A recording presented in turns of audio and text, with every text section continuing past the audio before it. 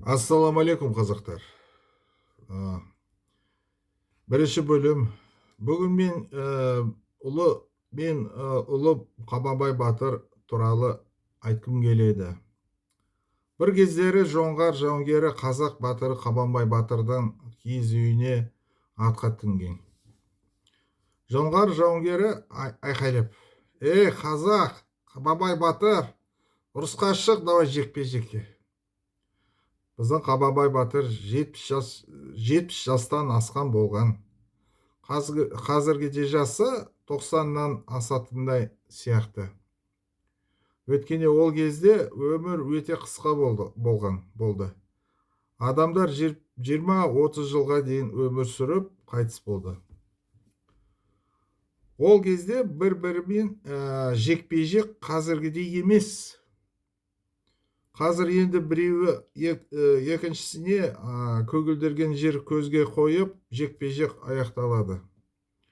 Ал сол кезде жекпе-жек бір қарсыласы екінші қарсыласын өлтіргенше жүрген. Қабанбай батыр 110 жекпе-жек ұрысқа қатысқан шыққан. Біздің батыр Қабанбай жарамен шабылған. Өйткені ол қасиетті қазақ жерін және қазақ халқын өмір бойы қорғаған. Қабанбай батырдың қасында оның немересі болған. Немересі жоңғар жауынгері Қабанбай батырды бірден жекпе-жек сынға алғанын естігенде, немересі Қабанбай батырға: ата, сіз қазірдің өзіңізге қартайдыңыз, бәрі жараландыңыз. Сізде қазақ жерін және қазақ халқын өмір бойы қорғадыңдарыңыз.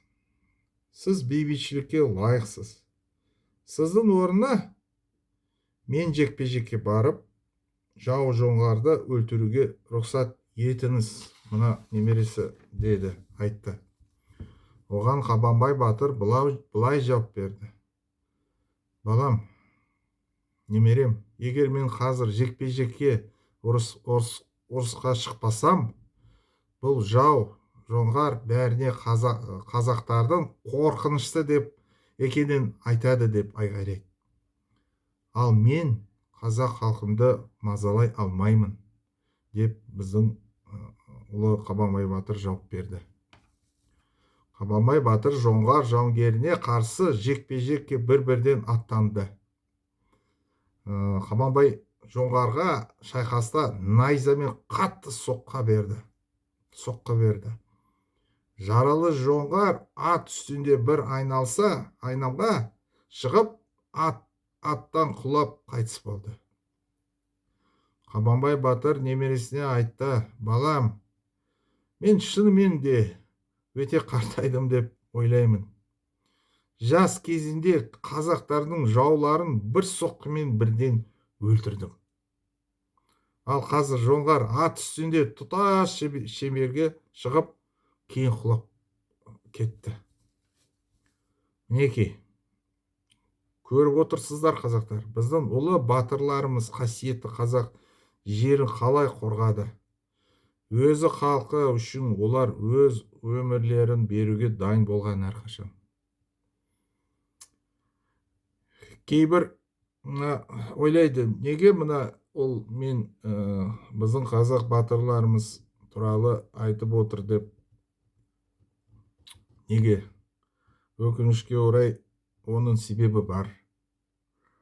Қазір уақыттағы бейбіт уақытта кейбір жас жігіттер қазақ әскерінде қызмет еткісі келмейді. Ал егер жау отанымызға шабуыл жасаса, не болады? Қалай қарайсыз? Қашады ма не? Кейбір жігіттер.